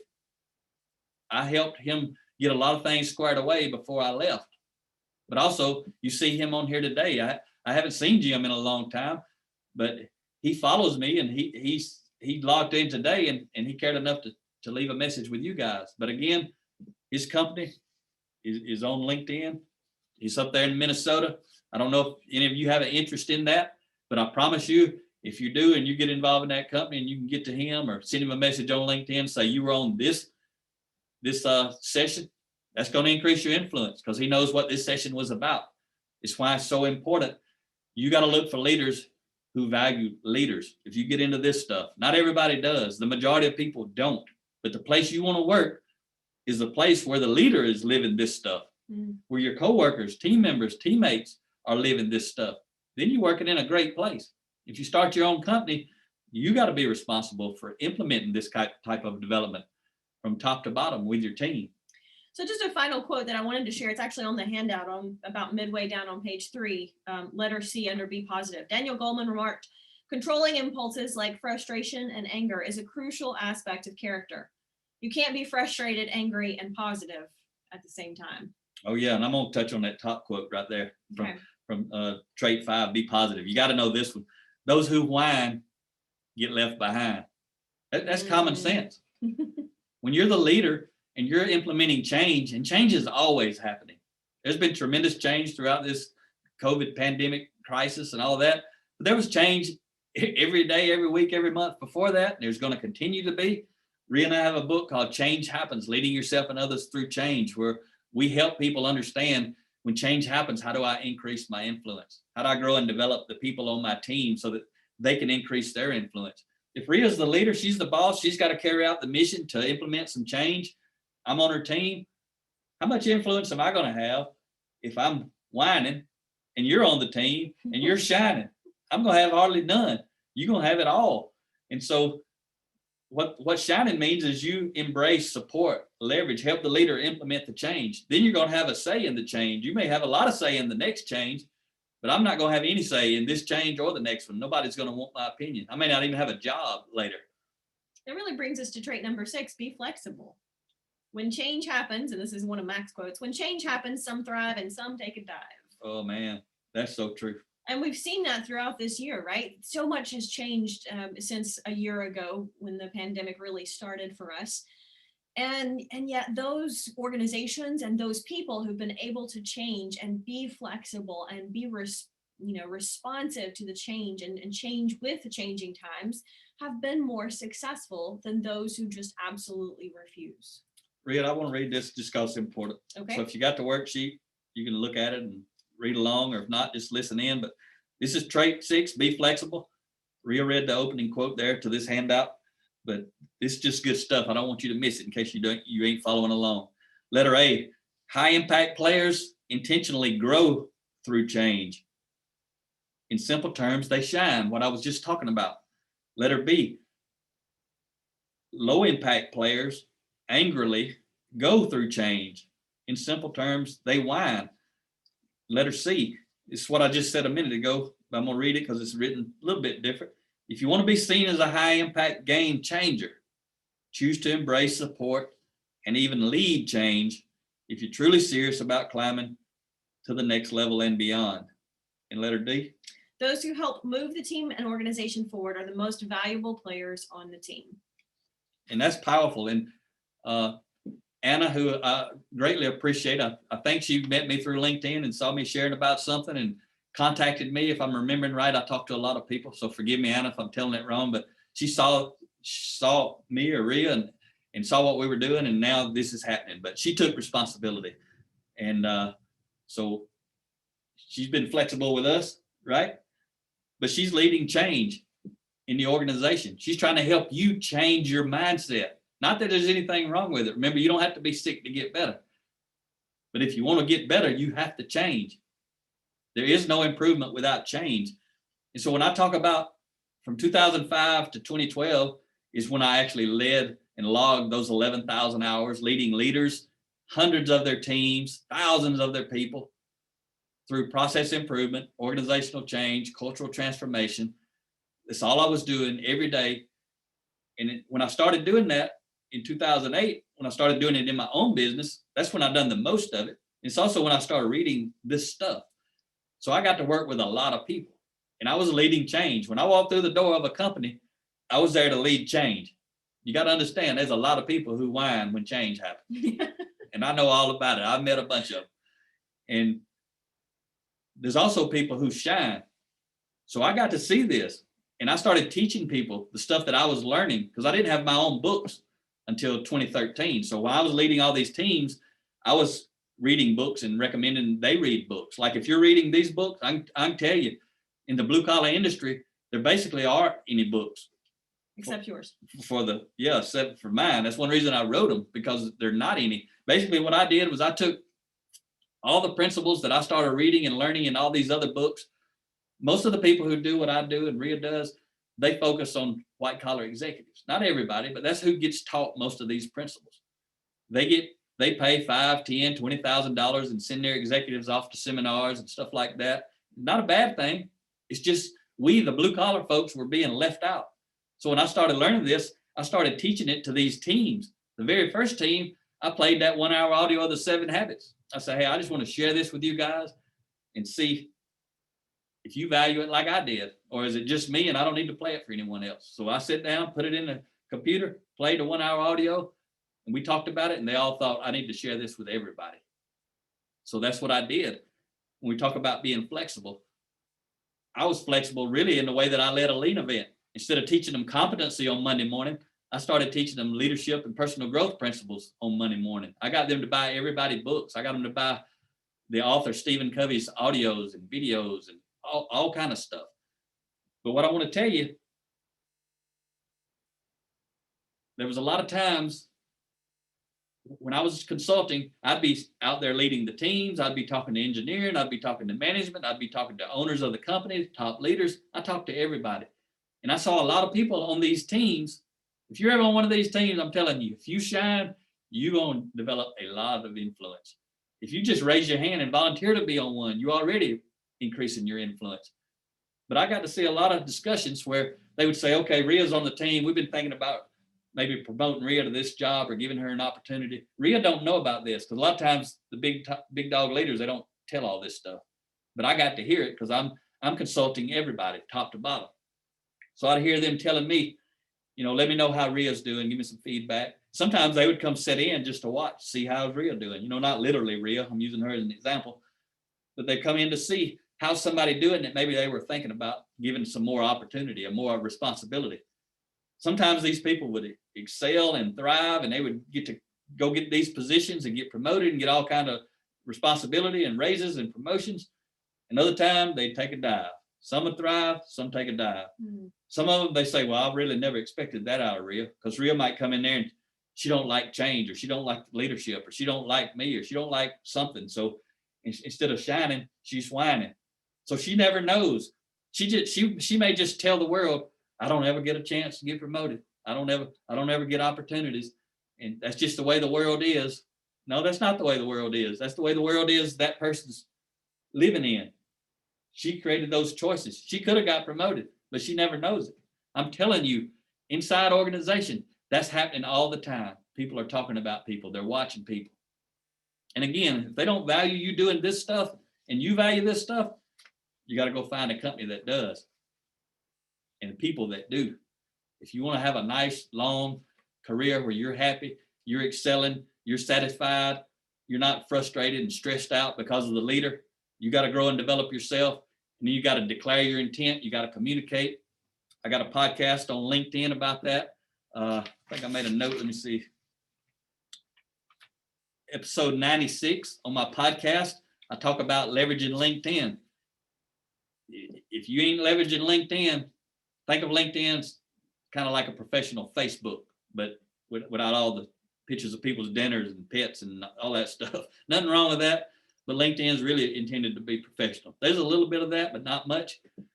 But you can declare your intent, put all your competency on there, and then share a lot of stuff about character. You can share competency stuff too, but share stuff about who you are, because I know there's leaders on this webinar. Some of them are construction leaders. Some of them may be construction company owners, all different kind of blue collar industries. Those people are looking for people of high character. And if you're not showing the world you have high character, they don't know it's you. Yes, you got to have the competency, And I'm not talking about just those leaders, but leaders in any company who value character, they know what it looks like. So they're looking for it. They're not looking for just somebody to plug in a slot. They're looking for somebody with a competency who has the character. So let's talk about being focused and how that helps us increase our influence. Because you really have a good quote there at the top of page 4. If you're following along the handout, Truett Cathy says, winners concentrate on winning, losers concentrate on getting by. Yeah, so you got to think, are you playing to win or are you playing not to lose? There's a big difference, because there's a lot of people who go to work every day. They're playing not to lose. You'll hear them, I'm just here to get a check. I used to hear that all the time in my career. I'm just here to get a check. They're not trying to win. If I'm here to get a bigger check, I'm trying to win, because I care how I show up when I get to work. I'm focused. I'm focused on who I am. And I'll tell you this, and I talk about it more in my book, Blue Collar Leadership, Leading from the Front Lines, but it supports this lesson right here on being focused. And again, if you guys are students of the college, you can request a copy of this book and dive into it. There's a lot of stuff we're not talking about on here. Plus there's 20 more chapters we're not even going to touch on, but you can get this, you can dive into it. But if I walk in and I realize when I walk in, I'm working for me. I work at so-and-so, XYZ, but I'm working for me. That matters. If I walk in and Ria's my boss and I don't really like my boss, I may not do a good job because I don't really like the boss. But everybody's watching me really not do a good job.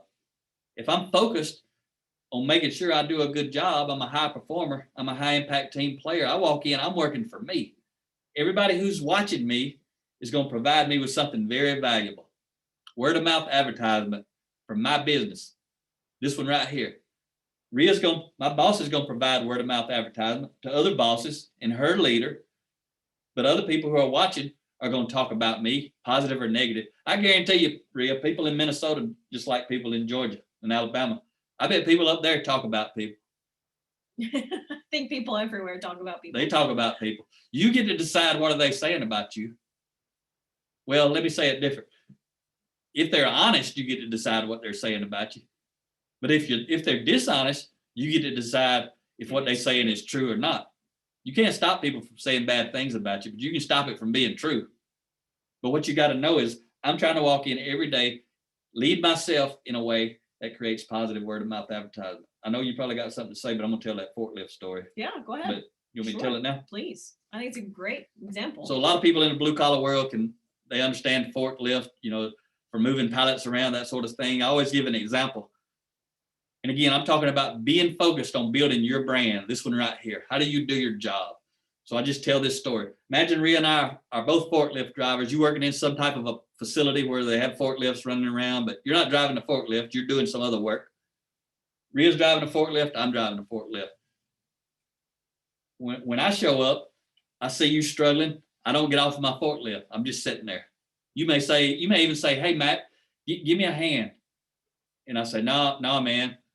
They don't pay me to do that. They pay me to drive this lift. That's what I'm going to do. There's people out there like that. You've probably run into some people like that. I certainly hope you are not one of those people. If you are, life's going to be hard on you. And then imagine, I don't get off and help. I don't really make small talk. I don't do nothing. I drive the forklift. I'm doing exactly what I'm paid to do. It's not my job. I got the competency to drive the lift. Both of us are rock stars. As far as driving the lift, we're both A players. We're both rock stars. You can't tell the difference, except for this thing I'm telling you about right here, the character side of it. Now, when Ria pulls up, she hops off the lift automatically. She walks around, pats you on the shoulder, maybe shakes your hand, fist bump.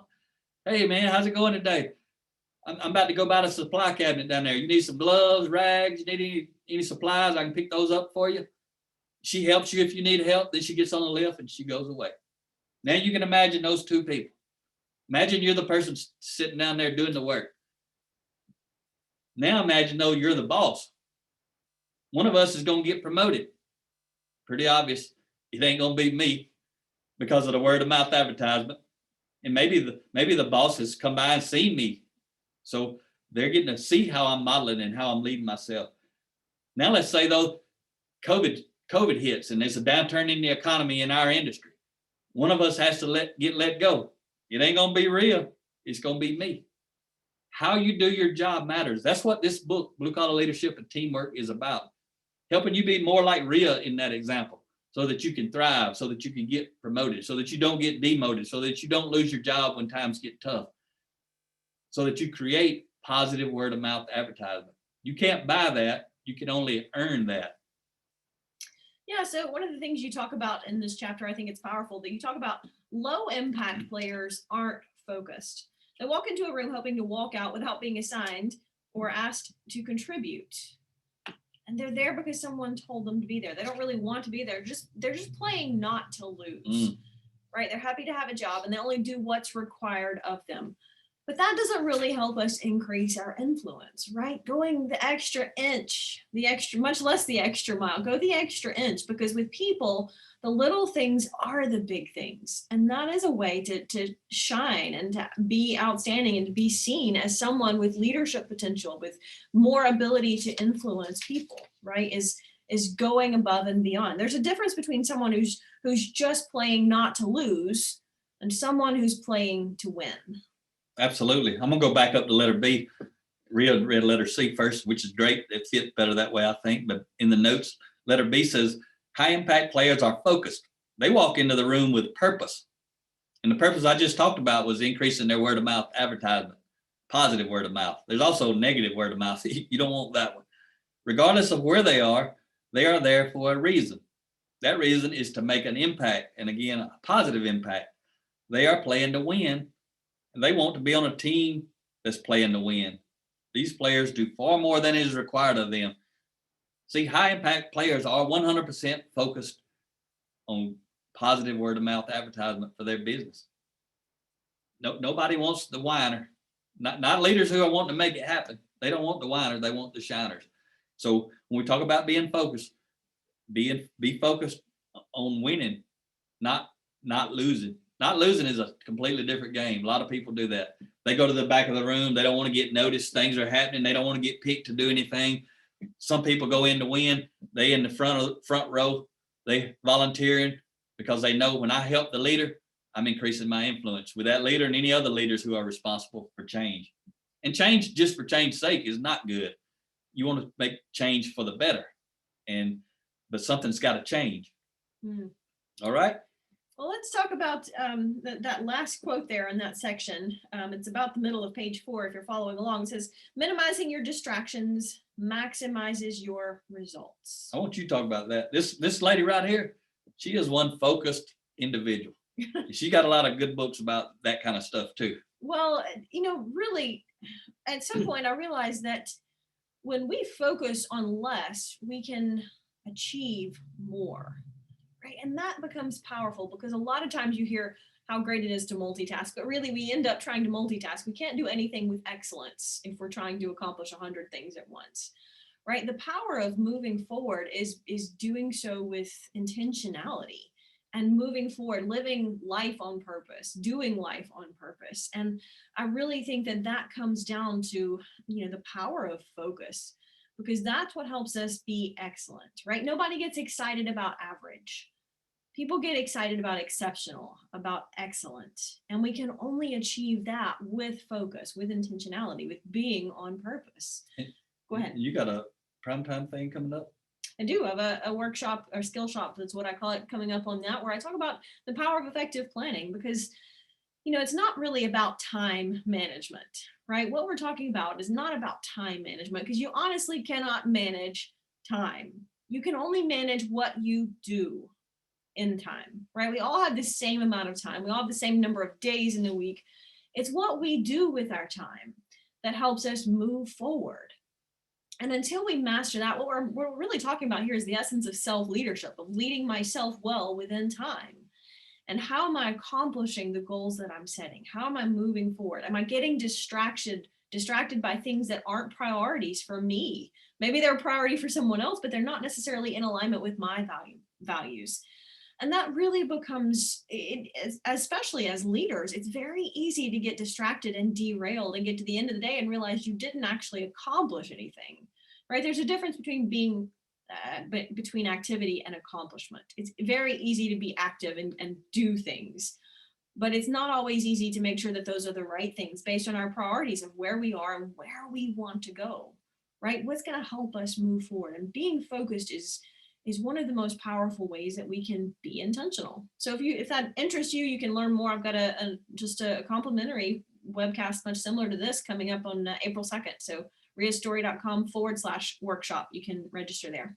And again, I'm not trying to sell you anything. That's free. We like doing a lot of stuff. The reason we're here, we tell leaders, just like Anna and the folks that allowed us to be here with you today, we tell them all over the country, our basic selling line is this: if you'll invest in the people, we'll invest in the people. How they're investing in you today is they bought the books and give them out.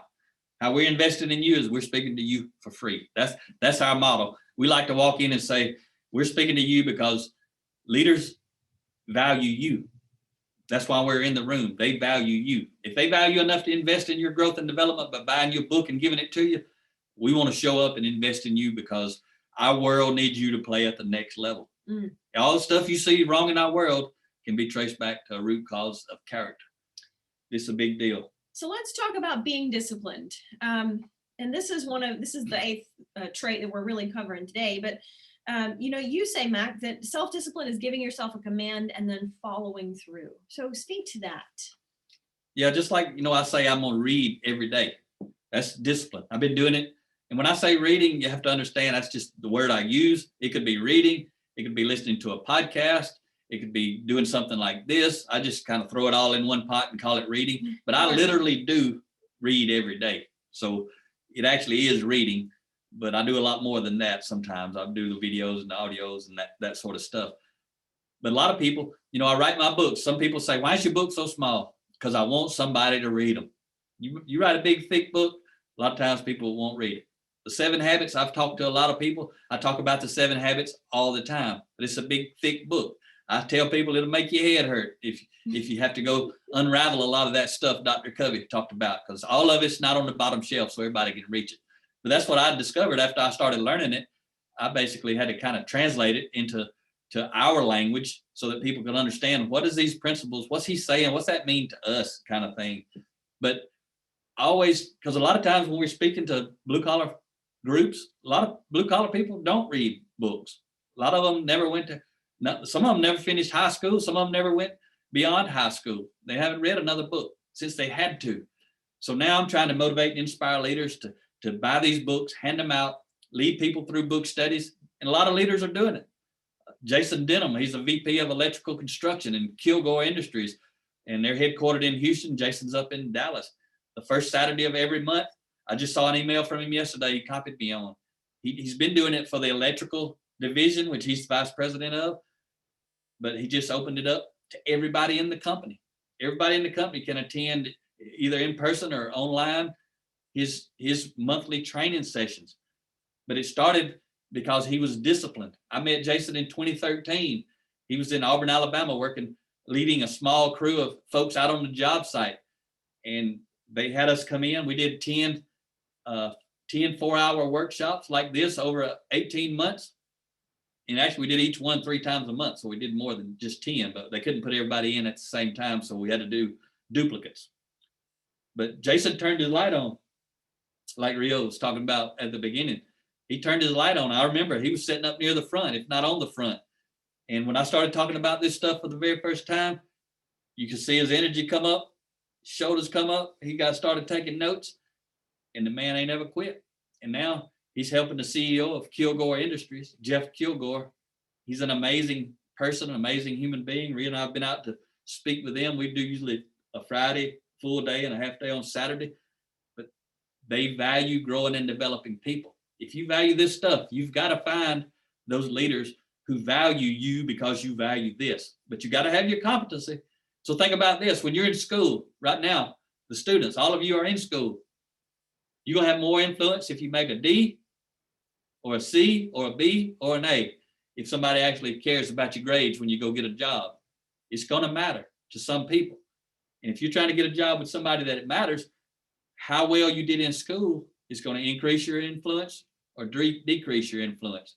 But I promise if you make straight A's, that ain't gonna decrease your influence with anybody. You make straight D's, it just depends. But ultimately, what's gonna matter when you get on the job is, can you do the job? Mm. Because a lot of stuff, learning something and actually going and executing something different. So when you get out of school, you're gonna be very well prepared. Now you got to go to a whole nother level. Now you got to go execute on that knowledge, and your character is gonna play a big role in that. Yeah, so what we're really talking Oh, I about, forgot. one thing. I forgot the one thing I was gonna say relative to reading. I say all that to talk about being disciplined. Relative to reading, I give myself, and I recommend to any blue collar folks out there, 1 paragraph a day. One. How long does it take you to read one paragraph? 30 seconds, maybe a minute at the most, depends on how long it is. Sometimes 20 seconds. That's what I encourage anyone. When we talk about being disciplined, being focused, give yourself a command. Start with this book. They'll give it to you. Go to our download page. You can download a lot of content from a lot of different books, which adds up to a lot. Give yourself a command from this. Small command. Yeah, this is a little bitty one. Yeah, 1 paragraph. 1 paragraph a day for the rest of your life relative to personal growth or leadership development. 20, 30 seconds. Sometimes I read a whole book in a day. But if I'm busy, things have been going on and I was busy and I forgot, and it's the end of the day, all I got to do to keep my commitment to me, 1 paragraph. But I'm telling you, don't make it 1 page. Don't make it 1 chapter, because you really may not have time, or you may be busy and you can't get to it. So then you break your commitment. As soon as you break a commitment, you're more likely to break it again. If you keep it small though, that'll get you to the page, because I ain't got to be there but 30 seconds. Start reading it. When you get done, if you want to keep reading, guess what you can do? You can keep right on going. If you want to close the book, you can close the book. That's what gets me to the book every day. Hardly ever do I only read 1 paragraph, but it's only because I know all I have to do is read 1 paragraph. Yeah, that's powerful. And you see, these are Ria's books, some of them. There's some over there that have them on her Kindles, a lot of books. She reads 50 books a year is her goal. Yeah, and if even if I just learned one thing from each of those books, then I'm so much further ahead at the end of the year. Now, maybe that's not a great goal for everyone, but just whatever your goal is, like Max said, keep it small, because just like once you break it, it's easier to break it again. Once you keep it, it's easier to keep it again, right? And that's the power of self-discipline. Yeah, so if you look at letter C under Be Disciplined, Trait 8, letter C says, making a commitment always reveals your intention. Whether or not you keep that commitment always reveals your character. And see, we judge others based on their actions. People tell us they're going to do something, that we judge them based on that, but then we also judge them on, did they do it? But we tend to judge ourselves based on our intention. Well, I meant to do it, but then I got busy. We let ourselves off the hook for things we wouldn't let someone else off the hook. But it's revealing our character when we tell somebody we're going to do something. I have people all the time tell me they're going to do something. One of the things that people tell me the most that they don't do is, I'll call you back. When somebody tells me they're going to call me back, I expect them to call me back. If they don't want to, or they think they might get busy and they can't, just say, I'll catch back up with you later. That leaves it really broad, and that's okay. But because I have high integrity, if Ria says I'm going to call you back this afternoon, she may not have put it on a schedule and says I'm going to do it at 4, but if she says I'm going to call you back this afternoon, in my mind, I'm thinking I got to be available for Ria to call me back. Now, she may not be thinking like I'm thinking, so she gets busy and don't call me back. But she loses trust with me.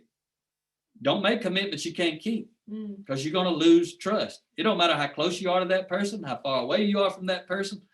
Every time you make a commitment and break it, you're losing trust with that person. So if you don't have enough trust deposits in that emotional bank account, so to speak, you're just taking withdrawals, you're going to become overdrawn. But if you don't have any trust built up, like if Ria called me up, first time I ever talked to her, she said, I'm going to call you back. I got somebody on the line. I got to go. I'm going to call you back. If she did that to me the very first time I talked to her, she may not get to talk to me again. I don't want to talk to people that do that to me. But then there's other people who I have a good relationship with that do that. I still don't like they do that to me, but I have a good relationship with them. So them telling me they're going to do something, then not do it, doesn't drain the bank. There's enough deposits in there because of our existing relationship and the trust they built. I still don't like it though. They lose trust, it goes down, but they're not overdrawn in the trust account. Yeah, and there again, with people, sometimes the little things are big things. And as we're talking about, every single one of you want to increase your influence. You want life to get better. That's why you're listening to a 2-hour webinar, webcast like this, is you've got your light on and you want life to be better. None of us want life to be worse, right? And so we already know something about you is that you value increasing your influence. And these principles, when applied, will absolutely help you do that. Just like anything, knowledge has to be applied for it to help move us forward, right? Reading the book is not enough. We actually have to do something with the knowledge that we learn. So let's talk about being intentional. So trait number 9 out of 30 in the book is be intentional. And if you read the opening quote up at the top there, action today leads to options tomorrow. All of you who are in college, who are focused on developing your competency, raising your game to the next level, you taking actions today is going to lead to options tomorrow. Absolutely. Powerful. Yeah, a lot of people talk about a lack of opportunity. But lack of opportunity is not what's holding people back. It ain't. I don't care what you think. It's a lack of character that's holding people back. You think about any opportunity you want right now, realistically. You know, I won't be 6 foot tall. It ain't gonna happen. I'm probably gonna be 5'7" or less the rest of my life. But within reason, whatever opportunity you want, I promise you, you can go get online, you can get on Google, find some website, you can find that opportunity. Somebody's gonna get that opportunity today. Somebody's gonna get it tomorrow. Somebody's gonna get it the next day. I'm gonna tell you who's gonna get it. The one who has been intentionally preparing to get it. That takes character. That takes character. Then when you show up for the interview, you got to have the character to influence the person to hire you. Because I can tell you, if 10 people are applying for a job, I know any job, I know who's going to get it. The one with the most influence every single time. And it doesn't matter why. So you got to do all the things you can do to increase your influence. If you're a leader of other people, a formal authority leader, some of you may be, and just because you're in college doesn't mean you're 20 and you never had a job. When I went to college, I had already been working for 6-7 years when I started, and I'm kind of a slow learner. Plus, I was working 7 days a week. It took me about 8 years to get my bachelor's degree. But just because I started getting promotions and I had to turn in my grades at that company, so they saw I got A after A after A after A, and I barely graduated high school. But when I went to college, I was very intentional. I wasn't intentional in high school. All I was focused on there was graduating. But when I went to college, I was focused on getting good grades because I knew, especially at that point in time, I knew the leaders in my company were going to see my grades. So I almost made a 4.0, but there were 2 classes that I didn't get an A in, and that's pretty disappointing for me. But if you ever heard of 007, James Bond, I've never watched the movies, but I've seen enough previews to know I guess James Bond's pretty cool. But I always tell people when I'm speaking in person, 007 was my nickname. And not because I was cool, like my nickname back in high school. Not because I was cool like James Bond, but that was my GPA. Ouch. It wasn't that bad, but it was pretty close to that bad. But not in college because I got serious. I got intentional. You see these notes here. Letter A. Being disciplined is about making and keeping commitments to yourself and to others. Letter B, being intentional is about making and keeping commitments related to specific goals or objectives. So I'm going to talk about the rule of 5. You want to do that? Yeah, go ahead. I think that's really powerful. And you want to add something before I do the rule of 5? Oh, no. So the rule of 5 is something I learned from John Maxwell. And he learned it from his father, Melvin Maxwell, who passed away. I think he was 95 last year in July. His dad passed away. But I heard John teach this, and but his dad taught it to him, is where he got it from. It's called the rule of 5. And once I heard it, I kind of was already doing it, but I got very intentional about it. That's why I'm talking about it here in this chapter to you. I don't know if it's in the book in this chapter, but it fits. Again, you guys got the book. Read that. We're going to give you some extra stuff here. Rule of 5 basically says you pick 5 things that's going to move you in the right direction. And you do these 5 things every day. Doesn't mean you do them all day. Like read, I read every day, but don't mean I read all day. That's one thing I do. I capture quotes. Some of the quotes you see in this handout come from my reading. Actually, all of them. I don't get on Google and search for quotes. I get quotes from books I read or people I see speak. So I file or capture quotes every day. I teach what I'm learning every day. That's why you see me writing on LinkedIn, or you'll see me doing podcasts, or I talk to people. Other thing I do is I connect every day with people. Sometimes it's like this, I'm connecting with you. And the other thing is I write every day. So sometimes I can do 2 or 3 of those things at once. Like I can teach while I'm writing, and I potentially can do some of that while I'm connecting. But I do these things every day, but none of them all day. So John gives a good example. He says, if you walk out your door every day, I leave a sharp axe laying by the door, and you got this monster oak tree in your yard. And he said, every day when you leave to go to work, you take that axe, you go out, take 5 swings at the oak tree, then carry on about your business. Go do what you got to do. 5 swings on the oak tree. And I enhance what he teaches a little bit with my own stories, but I basically say, and the other thing is, take, for instance, somebody doesn't do that. They walk out, they do pick up the axe. They hit the oak tree 5 times today. Tomorrow they hit the pine tree 5 times. The next day they hit the pecan tree 5 times. So they're going around hitting all different trees 5 times. But if I go hit the same tree every day 5 times, what's going to happen one day? One day that tree is just going to fall over. And it actually may fall over while I'm in the house sleeping because I've already weakened it up.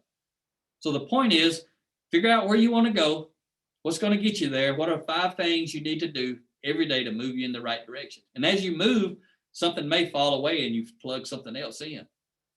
These are just 5 things you can do. It could be research, it could be reading, it could be going to school. You figure out what it is. Where do you want to be? Where are you? Where do you want to be? Yeah, and there again, we're talking about being intentional and leveraging that power of small actions compounding over time. It's interesting because we overestimate what we can accomplish in a day, but we underestimate what we can accomplish in a year, right? I use the example of fitness. You can go to the gym for one day and you're not going to be fit. You're not going to be much healthier. You're probably just going to be exhausted if you go to the gym all day. It doesn't matter how intense you go to the gym and work out. If it's just one day, it's not really going to help you achieve long-term fitness. But if you just exercise 30 minutes every day, right? And we overestimate the power of the event. We underestimate the power of the process. So whatever it is relative to whatever goals you have and where you're going, leverage the power of the process and be consistent over time. So real quick, before we move to the last trait, I made a note. If it applies to everyone, I advise anybody to go listen to these series of podcasts. But basically episode 22 through 28, I have about 215 or more podcast episodes out available. Right now, episode 22 through 28, if you're in the job market or plan to be, you go listen to those. I'm going to give you a bunch of nuggets. It's free. Podcast is free. If you got a smartphone, you probably already got an app, or you can download an app to listen to podcasts free, or you can go to bluecollarleadership.com/podcast. But I want to tell you about that number 26 specifically. It's all about how to stand out when you get a job interview. So especially if you're hungry now, or sometime in the future, start preparing. It's habit 2 of the 7 habits. Start beginning with the end in mind. What do I need to do? You need to go listen to those episodes 22 through 28, and definitely episode 26. It's going to help you stand out in an interview, because you can do things when you're going for an interview to really develop a lot of influence. And there's some nuggets in that one. So let's talk about the last trait that we're going to talk about today, number 10. And we gotta stop at 9:58, so we can hand it back to Anna. She's got a few things to say to wrap up. So we got about 8 minutes left. And I hope you've enjoyed it. If you're still on, pretty sure you did, because I don't think nobody made you be here, hopefully. They might have asked you to be, but can't nobody stop you from turning it off or go and do something else. So if you're still listening, that says a lot about who you are and what you value as a person. Be driven is trait 10. Be driven. Follow your passion to find your purpose. What are you passionate about? If you're in college, I really hope you're passionate about what you're doing. Mm. I mean, we've met too many people in life who go to college and then they don't ever use what they went to college for. You're investing a lot of time and money. You got a lot of options. That college offers you a lot of opportunity. So if whatever you're doing, I hope you're passionate about it. Because if you're passionate about it, you see, most people are driven to be happy in life. That's what most people are doing. They're trying to be happy. So if you truly want to be happy, you need to be doing what you love doing. And you may not be there just yet. This may be a stepping stone. But again, if you're growth oriented, you don't have to worry about it because you're going to grow. The thing about a lot of those people who went to college and they're doing a job they didn't necessarily want to do, even though they may have a degree for it, the degree was very valuable to them. The reason they're not doing the job they don't want to do 20 years later is because they quit growing. All these traits have a synergy. They're more valuable when you learn them all and you apply them all together and think about it. But purpose creates focus, and that's the opening quote there. Purpose creates focus. Rhea didn't read all these books because she didn't want to read all these books.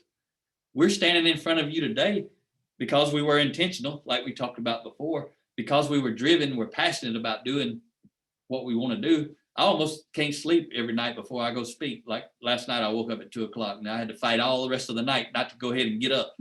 And I didn't go to bed much earlier before. I'd been in bed a few hours, but that's what happens to me. I'm passionate about it.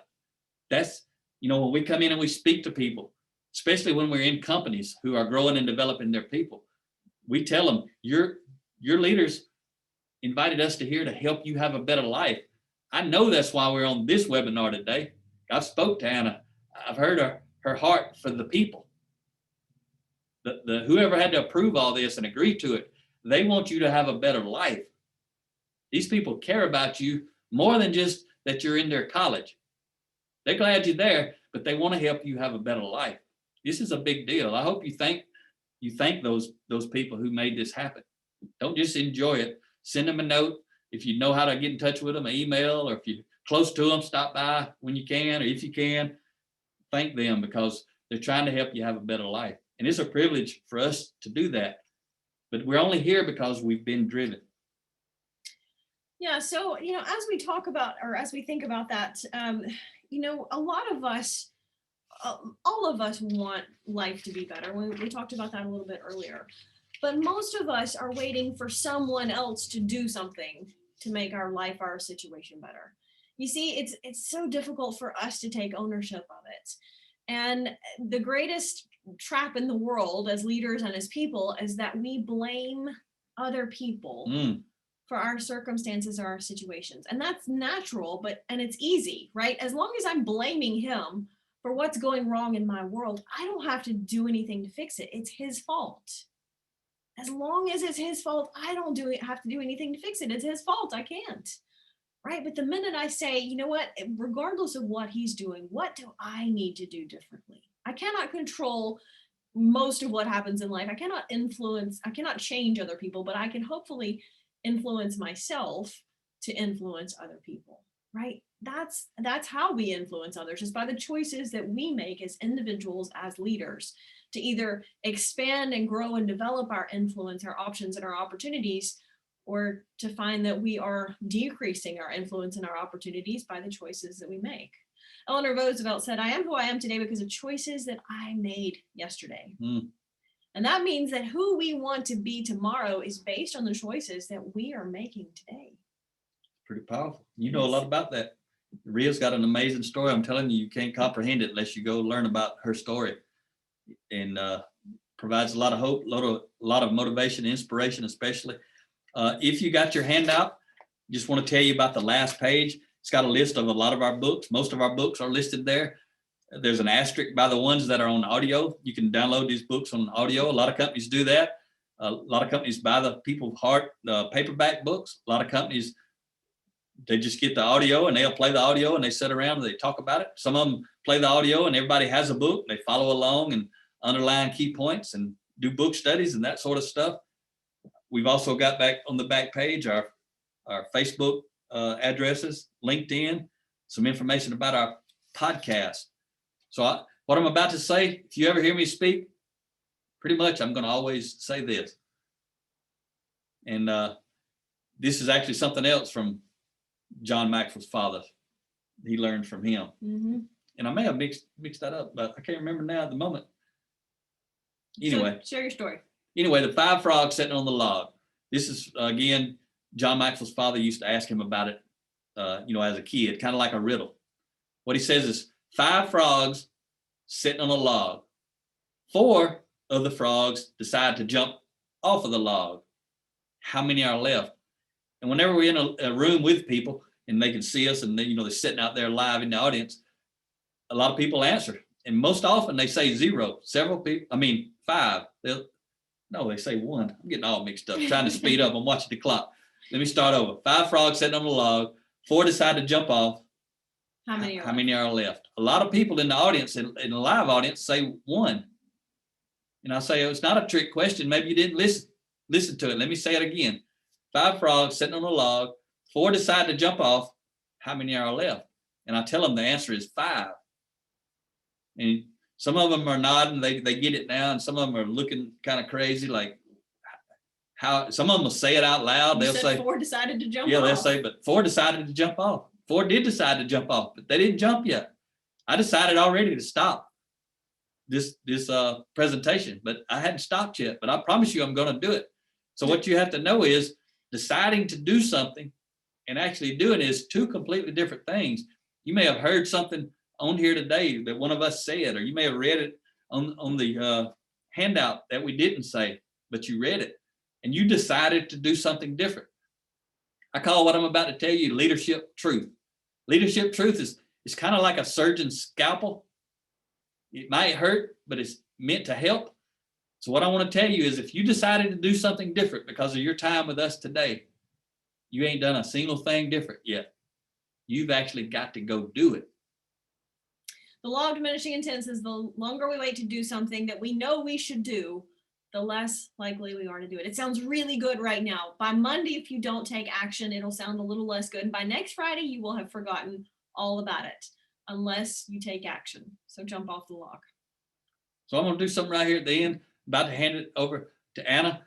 Any of you that had questions, maybe you didn't type them because you thought that you'd rather listen or you didn't. If you have a question for me, my cell phone number is 334-728-4143. You call me. I'm always open 24/7, 365, anytime, any day, any week of the week. I may not answer because I'm busy a lot of times, but if you call me, I'll get back to you within 12 hours, 24 at the least. You can text me, figure out when we can get on a call, but I'm happy to talk with you. If you're hungry about growth, I'm also happy to talk with you, even if you don't have a question. All right, Miss Anna. Awesome.